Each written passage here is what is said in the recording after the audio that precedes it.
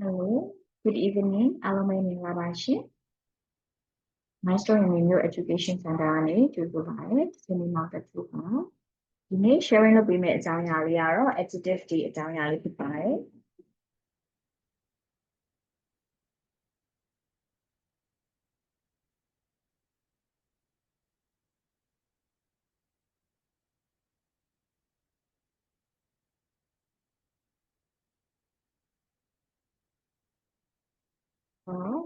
Adjective တွေကိုတော့အမျိုးအစားတွေသုံးမျိုးရှိရဆိုတာသိထားပါတယ် adjective degree ပေါ့နော်ဒီသုံးမျိုးရှိရဆိုတာကိုသိထားပြီးသားလေးတော့ဖြစ်ပါတယ်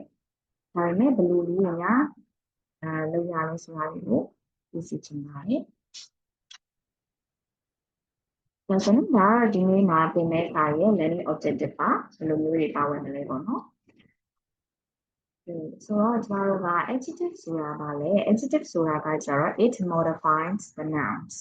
nouns တွေကိုသူကပို့ပြီးတော့ထူးခြားလေးနဲ့အောင်လုပ်ပေးတဲ့ဟာတွေကို adjective လို့ခေါ်ပါတယ်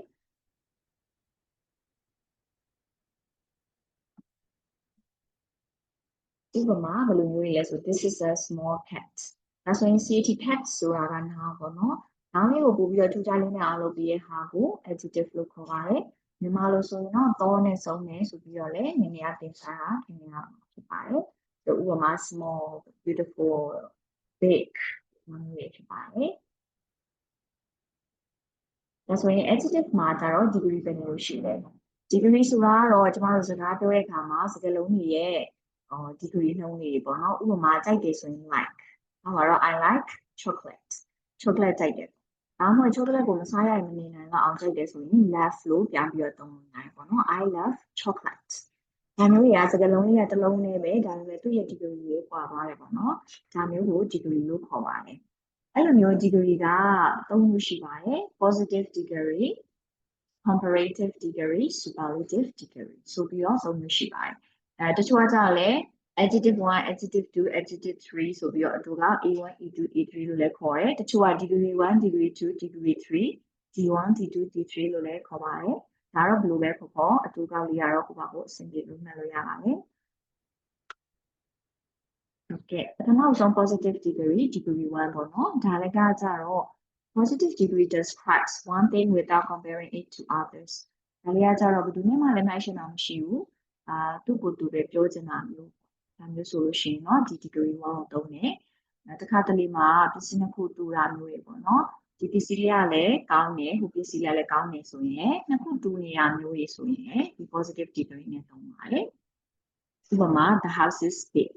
she is tall this book is interesting ဒါဆိုရင်ကိုယ့်အကိုတယောက်တည်းပဲတိကျဖြစ်တဲ့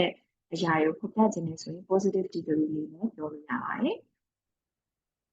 ဟုတ်ကဲ့နောက်တစ်ခုကတော့ comparative degree ပါ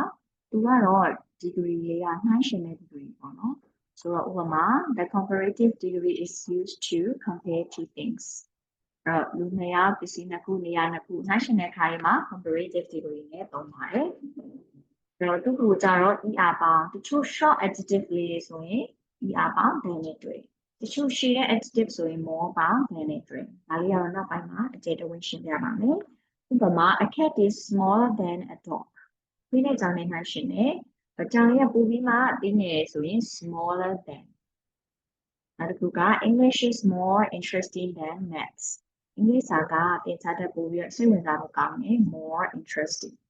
နှစ်ခုနှိုင်းယှဉ်တယ်ဆိုရင် comparative degree နောက်တစ်ခုကကြတော့ superlative degree degree 3ပေါ့နော်သူကကြတော့ the superlative degree is used to compare more than two things အရာဝတ္ထုနှစ်ခုနဲ့အထက်ကိုနှိုင်းယှဉ်မယ်ဆိုရင်ကြတော့ superlative degree degree 3ကိုသုံးပါတယ်သူကကြတော့ than နဲ့ပေါင်းရင် the adjective est နောက်ကို ရှေ့ရဲ့ adjective တွေမှာဆိုရင်ကြတော့ the most ဥပမာ she is the tallest student in the class အခန်းထဲမှာသူကအရက်ရှိဆုံးကျောင်းသူဖြစ်ပါတယ် this is the most interesting movie ဒါလေးကအရင်ကစိတ်ဝင်စားဖို့ကောင်းတဲ့ရုပ်ရှင်လေးဖြစ်ပါတယ်ဟုတ်ကဲ့ဒါဆိုရင်ကျမတို့ကဘယ်လိုမျိုး adjective တွေကိုပြောင်းမလဲဆိုတာကိုလေ့လာကြမယ် short adjective တွေဆိုရင်တော့ short လို့ပြောတဲ့အတွက်သူက syllable ကတစ်တန်လို့မဟုတ်နှစ်တန်ပဲရှိနေမယ်ဥပမာ hard ဆိုရင် degree 1 degree 2 degree 3ပြောင်းမယ် hard harder hardest er ပေါင်း est ပေါင်း fast, faster, fastest, slow, slower, slowest. ဒါတော့ short adjective တွေဆိုရင် er ပါ est ပါဖြစ်ပါတယ်နောက်တစ်ခုကကြတော့သူက short adjective တော့ဟုတ်တယ် one syllable ပဲရှိတယ်သူ့မှာ CVC form ရှိတယ်ဥပမာ big big ဒါဆိုကျွန်တော်တို့ခွဲခြားစိတ်ထားခြင်းပဲပေါ့နော် b ကကြတော့ consonant I ကကြတော့ a i o u vowel ထဲမှာပါတဲ့ vowel လေးနောက်တစ်ခုနောက်ဆုံးကလည်း g ကကြတော့ consonant ဆိုတော့ consonant vowel consonant ဖြစ်တယ်ဆိုရင်နောက်ဆုံးစလုံးကိုနှစ်ခါရေး er ပါ est ပါ big bigger biggest fat fatter fattest ဒီလိုလေးဖြစ်ပါတယ်နောက်ထပ် long adjective တွေကကြတော့ long adjective usually have 2 or more syllables အတန်းနှစ်တန်းသို့မဟုတ်နှစ်တန်းနဲ့အထက်ရှိရဆိုရင် more ပါ most ပါ beautiful အတန်းလေးကသုံးတန်းရှိနေမယ်ဒါဆိုရင် more beautiful the most beautiful expensive ဒီကြည့်ရ more expensive most expensive ဒီလိုလေးဖြစ်ပါတယ်နော်နောက်တစ်ခုကတော့ irregular adjective သူကကြတော့တစ်ခုလုံးပြောင်းတဲ့ adjective တွေပေါ့နော် adjective တွေကပုံမှန်အဖြစ်တစ်လုံးစီ er est ပေါင်းတာလည်းမဟုတ်တော့ဘူး more most ပေါင်းတာလည်းမဟုတ်တော့တစ်လုံးလုံးပြောင်းတဲ့ဟာလေးဖြစ်ပါတယ်ဥပမာ good better best bad worse worse far farther farthest ဆိုတော့ဒါလေးတွေကတော့မှတ်ထားမယ် irregular adjective လေးဖြစ်ပါတယ်ပြောထားတာဖြစ်ပါတယ်နော်ဒီနေရာမှာက house လေးနှစ်ခုထည့်နေတယ်ဒါဆိုရင်လည်းဒါလေးပြင်ပြီးပြောလို့ရတယ်နော်my house is the biggest in my street လို့လည်းရတယ် this is the biggest house in the street okay နောက်တစ်ခုကကြတော့ common mistakes ပေါ့နော်မှားလေးမှားထားရှိတဲ့အမှားလေးပါတယ်ဥပမာ she is more taller than me ဒါတော့ကလေးတွေအများဆုံးမှားတယ်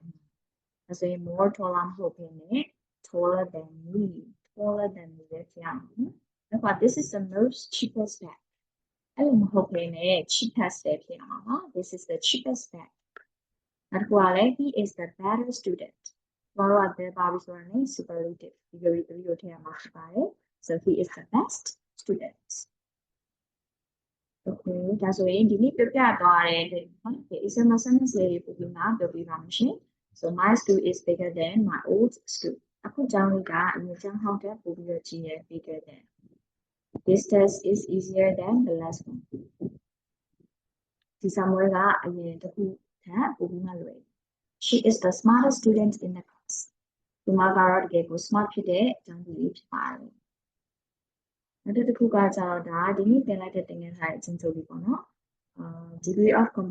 comparison ဆိုတာကကြတော့အရာဝတ္ထုနှစ်ခုပစ္စည်းနှစ်ခုဒါကိုနှိုင်းယှဉ်ခြင်းတဲ့အခါမှာသုံးပါတယ်ဒီမှာ types သုံးလို့ရှိရယ် positive comparative နဲ့ superlative ဒီလိုဆိုပြီးတော့သုံးလို့ရှိတယ် er ရော more ကို comparative အတွက်သုံးပြီးတော့ est ကို superlative form အတွက်သုံးပါတယ် most ဆိုပဲပေါ့နော် est နဲ့ most ကို superlative အတွက်သုံးပါတယ် irregular adjective တွေကိုတော့မှတ်သားထားတယ်နော်သူကတစ်လုံးလုံးပြောင်းသွားတာဆိုတော့ဒီချက် question လေးရရှိရင် comment မှာရေးကြလို့ရပါတယ်ပြီးတော့လည်းပြောင်းလဲတဲ့စကားလေးတွေလည်း adjective ပြောင်းလဲတဲ့စကားလေးကိုလည်းသင်ကြားကြမှာတင်ပြပါမယ်ရှင်ကျေးဇူးတင်ပါတယ်